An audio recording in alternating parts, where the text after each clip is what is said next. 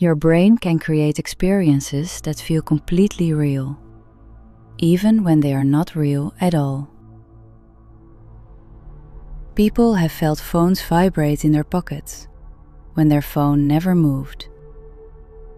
Seen figures standing in dark rooms that disappeared the moment the light turned on. Remembered conversations that never happened. Developed symptoms from illnesses they did not have. And in some cases, felt pain in body parts that no longer even existed. Real pain. In limbs that had been amputated years earlier. Burning, pressure, cramping. Pain with no physical source left in the body.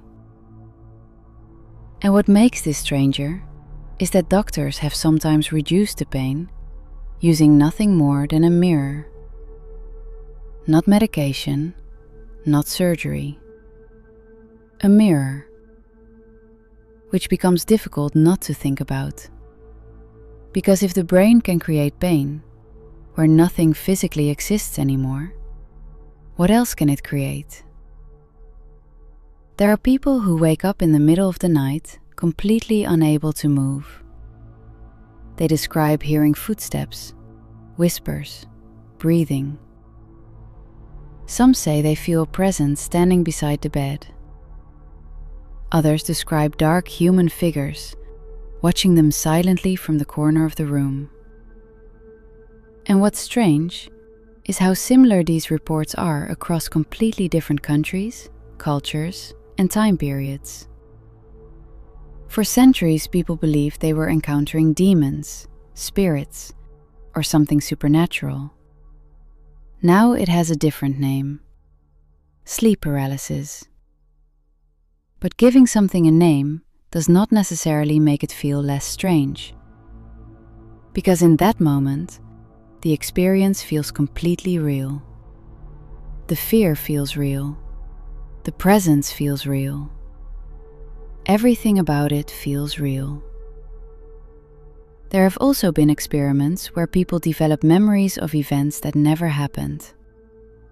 Not fake impressions, detailed memories. Specific places, specific emotions. Entire moments from childhood that were completely false. And some participants became absolutely convinced those memories belonged to them. Which becomes difficult not to think about too. Because memories do not just store information, they become part of identity. People build themselves around memory, around experiences, around stories they believe are true. But if memory can be altered, reshaped, or even created, then how much of what we confidently remember is actually accurate? And once you begin noticing things like this, reality starts feeling less solid. Why can anxiety create physical symptoms before conscious thoughts appear? Why can expectation change pain itself? Why do crowds suddenly panic together? Why can fear spread through people so quickly that entire groups begin reacting as if danger is physically present? The deeper you look into the mind, the stranger it becomes. Because the brain does not experience reality directly. It experiences signals, interpretations, fragments. And somehow, from all of that, it creates the feeling of a stable world. Most of the time, the illusion is seamless, convincing, consistent. You never question it. Until something slips through. A false memory, a phantom vibration, a shadow in the dark, pain without a physical source.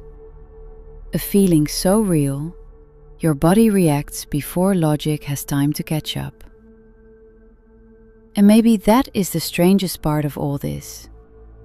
Not that the brain can distort reality, but that most of the time, we have no idea when it does.